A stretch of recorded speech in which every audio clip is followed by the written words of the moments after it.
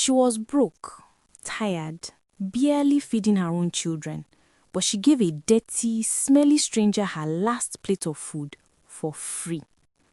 2 days later, 3 black SUVs pulled up in her village, and that beggar stepped out in a golden agbada worth more than her entire street.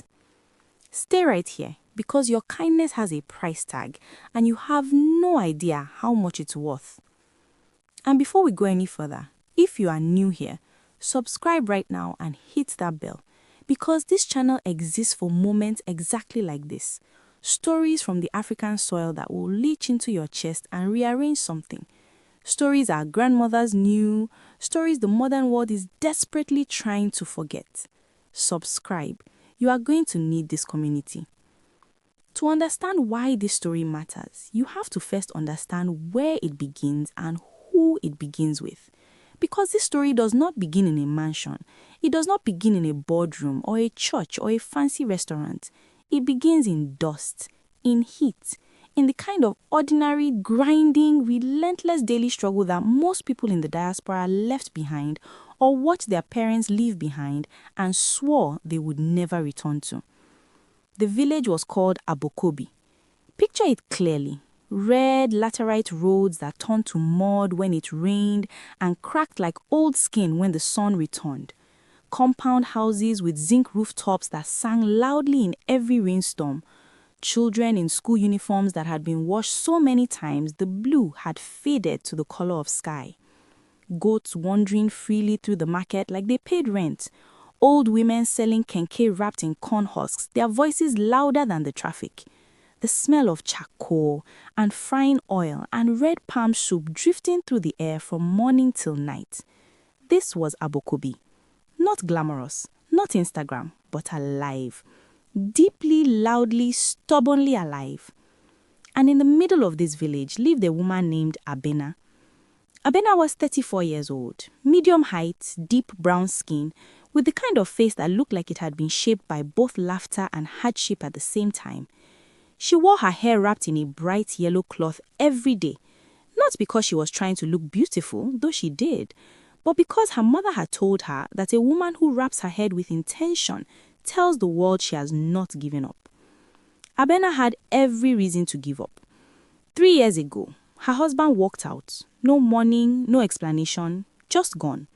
Left her with a son named Kofi, 8 years old, who was already starting to ask questions a father should be answering, and a daughter named Akosua, 6 years old, who still sometimes woke up in the night calling for him.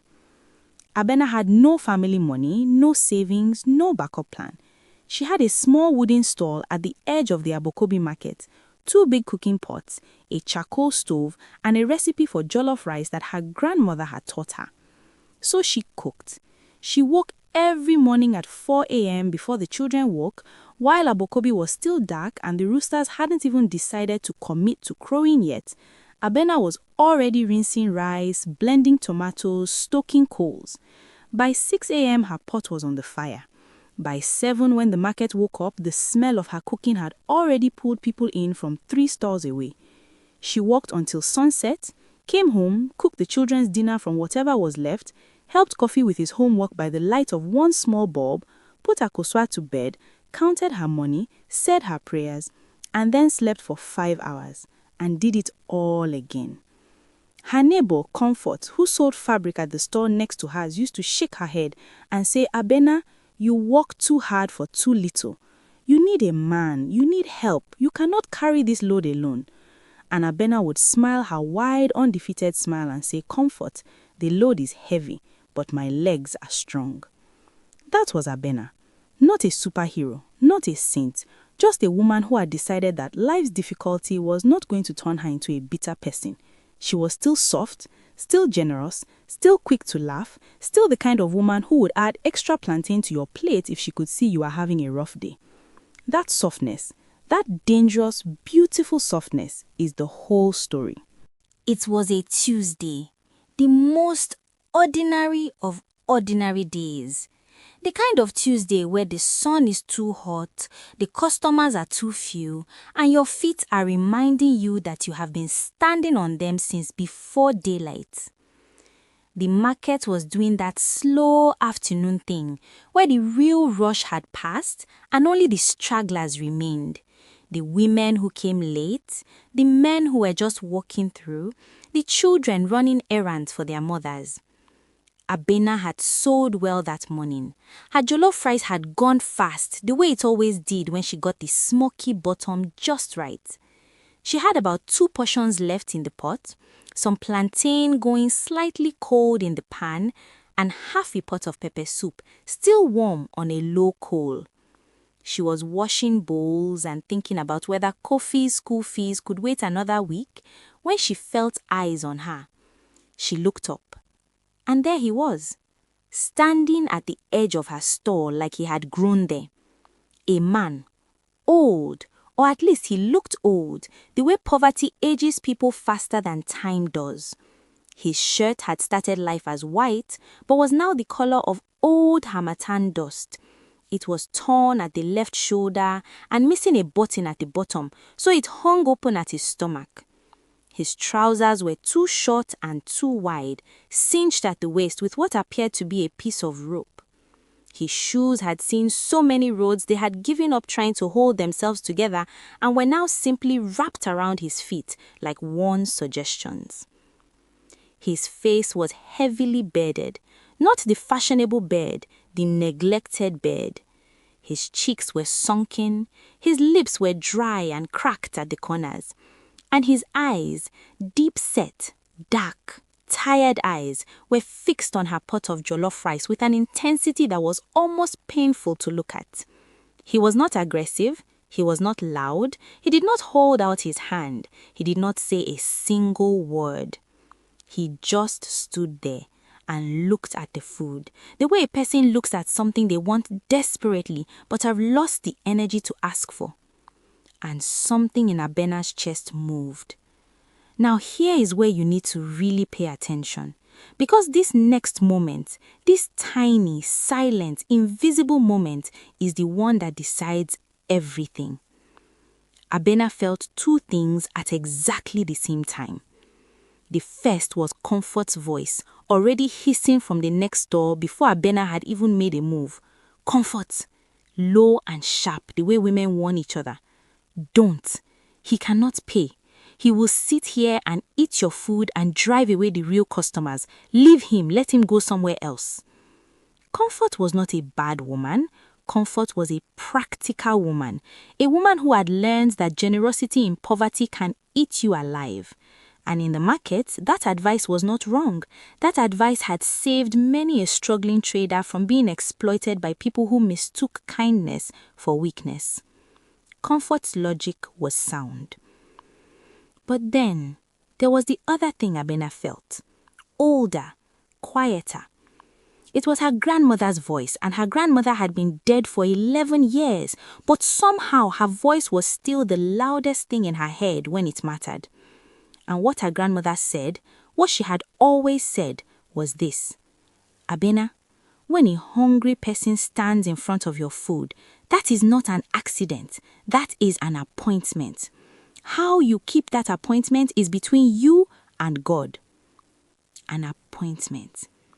Abena looked at the man one more time. He was still just standing there, still quiet, still not begging, just looking. She picked up her biggest bowl, the one she used for her best customers, the wide, deep ceramic bowl that could hold a proper meal, not the small plastic bowl she sometimes used when she was trying to stretch the portions at the end of the day. She scooped rice, full and generous, pressing it down slightly so it packed well. She added the smoky bits from the bottom of the pot, the most prized part, the part the regulars always specifically requested. She laid 4 pieces of perfectly fried plantain on the side. She ladled pepper soup, rich, orange, fragrant with uziza leaves and scotch bonnet, over the top. And then she reached into the pot and pulled out a full chicken thigh and placed it right in the center of the bowl like a crown. She set it on the counter in front of him and said 3 words, just 3. Sit, eat, welcome. Not here you go, Not take this, not even a full sentence with a subject and a verb, just 3 simple words that together meant you are not less, you belong here, this food is yours. The man looked at the bowl. Then he looked at her. Something passed across his face that Abena could not quite name. Then he picked up the bowl, walked to the small stool she had placed in the shade of the awning. She had pulled it out without him asking, without even thinking about it. And he sat down. And he ate. There is something about watching a truly hungry person eat that stays with you. He didn't rush. That's what surprised Abena when she glanced over between 7 other customers. She had expected him to eat fast, the way desperate people eat, shoveling food before someone changes their mind. But he didn't. He ate slowly, deliberately, like each mouthful was something to be felt, not just swallowed. At one point, he closed his eyes. Just for a second, just long enough for Abena to notice. His eyes closed and his jaw stopped moving, and he sat completely still. And whatever was happening in that moment was private and deep and had nothing to do with food anymore. When he finished, he sat quietly for several minutes, not rushing to leave, not overstaying, just sitting the way a person sits when they need a moment to gather themselves back together. Then he stood, walked back to Abena's counter, and said in a voice that was surprisingly clear and educated, not the voice she had expected from his appearance, "How much do I owe you?" Abena shook her head without looking up from her bowls. "Nothing. Go well." "Please," he said, "let me give you something." She looked up then, looked him straight in the eye, the way Ghanaian women look at you when they want you to understand they mean what they say. "Today you are my guest. If you come tomorrow and God has blessed you, then you pay. Today, nothing." He held her gaze for what felt like a very long time, long enough that Abena felt slightly uncomfortable and looked away first. "What is your name?" "Abena." "Thank you, Abena," he said, and his voice had something in it, a weight, like the words were carrying more meaning than they appeared to. Then he turned and walked away through the market, and within 30 seconds, the crowd had swallowed him and he was gone. Comfort shook her head from the next stall. "I hope you're proud of yourself. That's money you just cooked and gave away for free." Abena smiled, rinsed out the big ceramic bowl. "God will replace it, Comfort." "God has better things to do than replace your jollof rice." Abena laughed, a real full laugh, and went back to her work. By the time she got home that evening, she had genuinely and completely forgotten about the man. He had not forgotten about her. Now I need to stop the story here and take you somewhere else entirely, because you need to know who that man really was. And when I tell you, I need you to understand, this is not fiction. This kind of thing happens. It has happened. It will happen again. The man's name was Kwame Asante. And Kwame Asante was the kind of wealthy that most people only see in movies.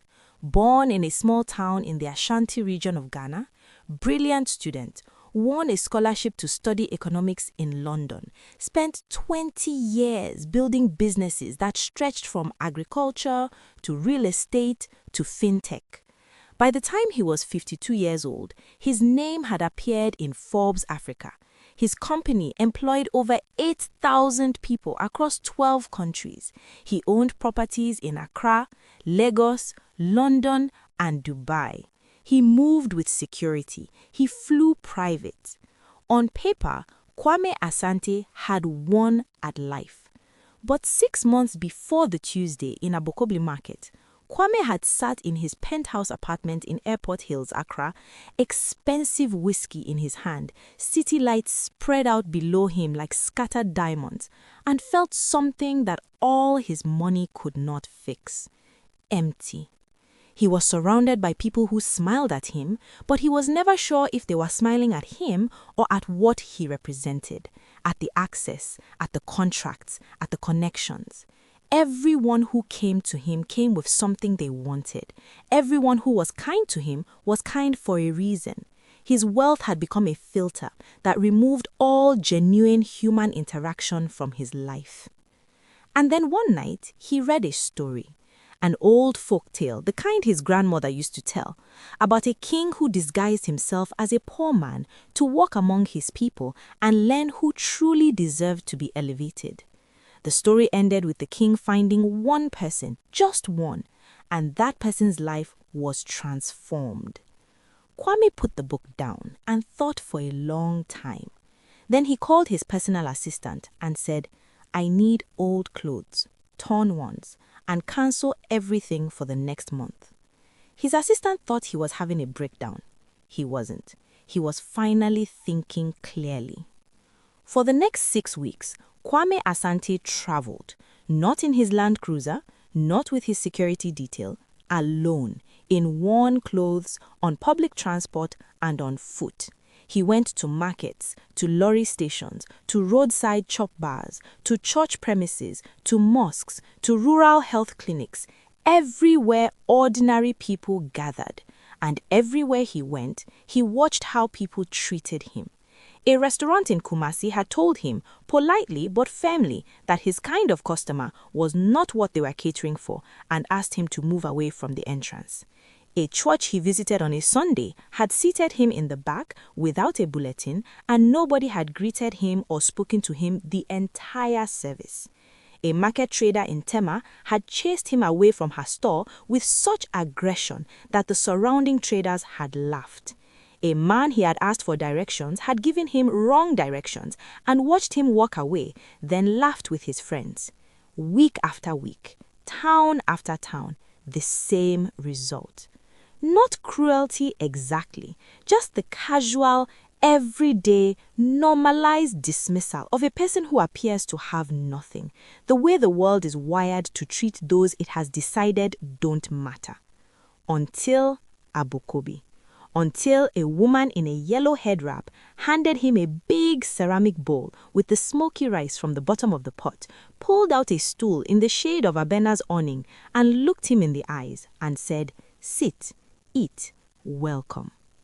Kwame Asante had eaten that meal and felt something in his chest crack open, not break, open, the way a seed cracks open when it's finally ready to grow. He had sat on that small stool in the shade of Abena's awning and made a decision. He drove back to his hotel that same night and called his lawyer that same night. 48 hours after Abena had washed out that ceramic bowl and gone home and forgotten everything, the 3 black SUVs arrived. It was early morning, the market was just waking up, the coal fires were being lit, the first customers of the day were arriving with their shopping bags and their complaints about the price of tomatoes. Children were running past in school uniforms. It was a perfectly ordinary Wednesday morning in Abokobi. And then the vehicles appeared. 3 of them, brand new, tinted windows, moving slowly through the red dust road like they were looking for something, an address or a person. The market went quiet, the way markets go quiet when something shifts the air. Conversations trailed off, women stopped bargaining, children pressed closer to their mothers. Everyone watched. The vehicle stopped at the edge of the market. Doors opened, men stepped out, 4 of them, in fitted suits that were clearly not bought locally. They looked around with the calm, organized assessment of people who are used to arriving places and finding what they need, professional, deliberate. And then they began walking through the market, toward Abena's stall. Abena looked up from her cooking and saw them coming, and her first thought, she would later laugh about this, was that she had somehow gotten into trouble. Had the tax people finally come? Had someone complained about her store? Her hand went still on her pot, and her heart began to behave badly in her chest. Then the back door of the middle SUV opened, and a man stepped out. And even from a distance, even before she could see his face clearly, something about the way he moved was familiar. The way he paused and looked around, the angle of his head, something. As he got closer, Abena's brain began working very hard and not arriving anywhere useful. The agbada he wore was the color of midnight blue, with gold embroidery along the collar and cuffs, the kind of cloth that announces serious money without saying a word. His shoes caught the morning light. His watch, even from 15 feet away, was the kind of watch that makes other watches feel embarrassed about themselves. He was clean-shaven now. His cheekbones were no longer sunken. He stood straight and walked with a quiet authority that told you this was a man whose presence in a room changed the temperature of it. But the eyes were the same, deep, dark, tired in a way that wealth could not fix. The same eyes that stared at her pot of jollof rice with that quiet, painful hunger 48 hours ago. Abena's hand came up slowly and covered her mouth. He stopped in front of her counter. The market was absolutely, completely not breathing. "Do you remember me?" he said. Abena's voice came out as barely a sound. "The hungry man." He smiled, and it transformed his face. "The hungry man," he repeated softly. Then he turned slightly and spoke at a volume the whole market could hear. He told them everything, all of it. His name, his wealth, his 6 weeks of traveling in disguise, what he had been looking for, what he had found everywhere he went, and what he had found, or rather, who he had found in Abokobi. He talked about the ceramic bowl, the smoky rice from the bottom, the stool in the shade, the 3 words, sit, eat, welcome. He had sat on that small stool. He talked about sitting on that stool and closing his eyes because the weight of genuine kindness after weeks of rejection had physically moved him.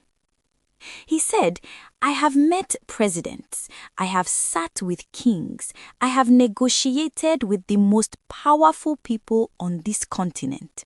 But in 40 years of living, no one has ever made me feel as fully human as this woman did with a plate of food that she could not afford to give away." Abena was gripping the edge of her counter with both hands. Comfort at the next stall had gone completely still, her fabric halfway through being folded and forgotten in her hands. Then Kwame Asante's assistant stepped forward with a document folder.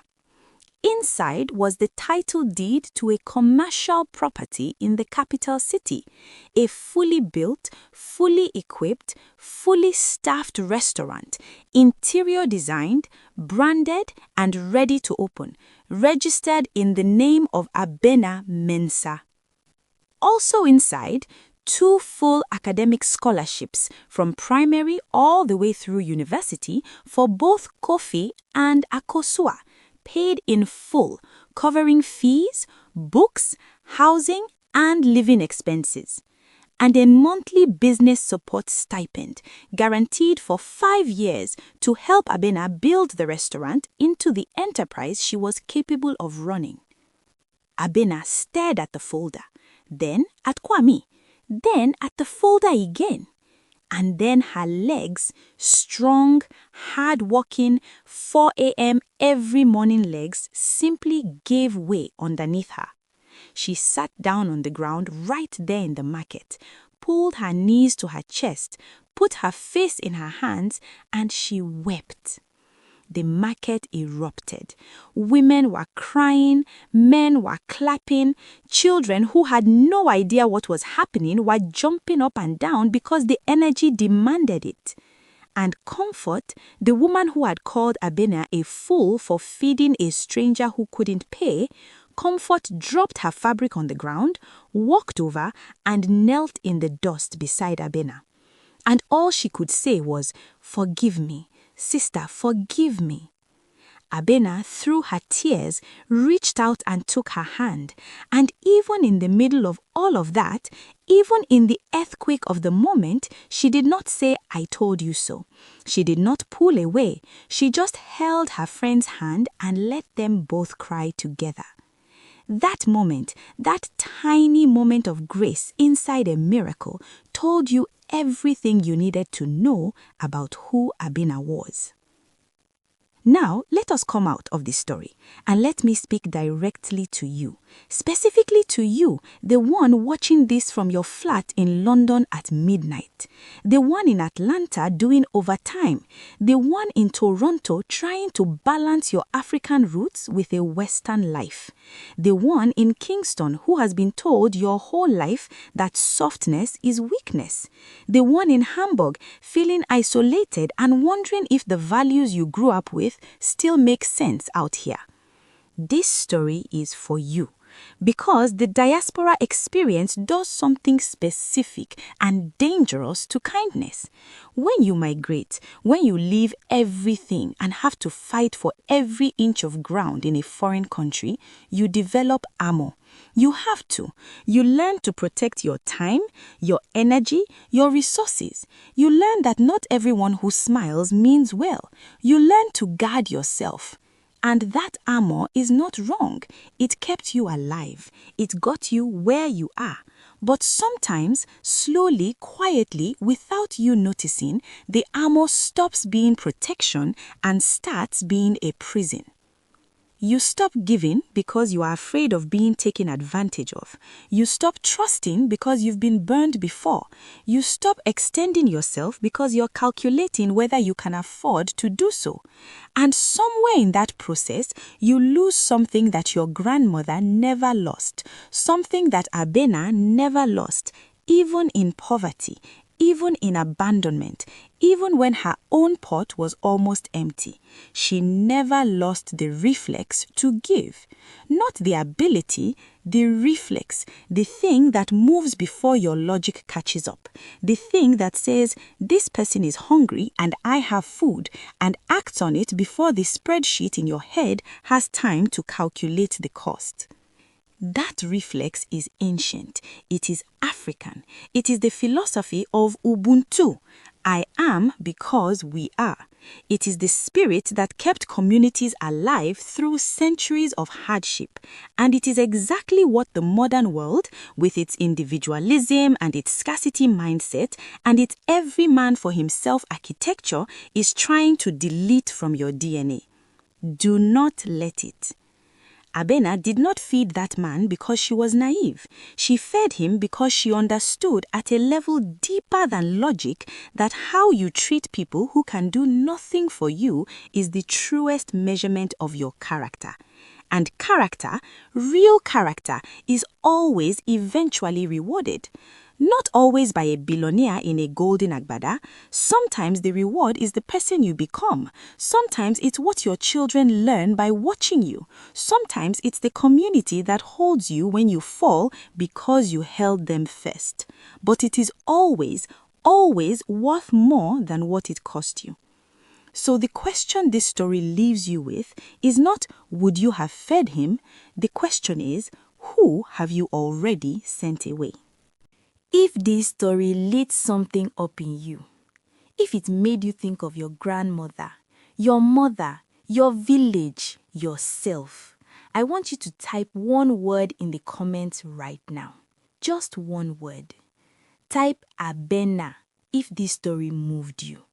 If it reminded you who you are underneath all the armor. If it made you want to be a little more open, a little more generous, a little less calculating with your kindness. Type Abena. And then share this video.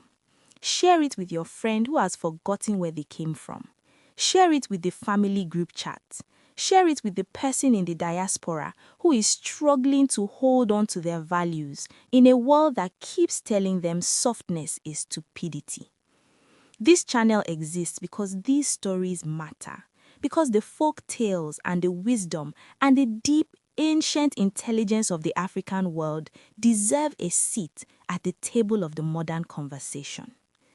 If you are not subscribed yet, do it now. Right now, hit subscribe and turn on the bell. Every single week, we come back here together, to the roots, to the wisdom, to the stories that made us. Because you can build a life anywhere in the world, but you cannot afford to lose yourself in the building. Abena knew that. Now you do too. Go well, stay soft, And never ever be too tired, too busy, or too broke to be kind, because you never know who is watching. Thank you so much for watching, and tell us where you are watching from.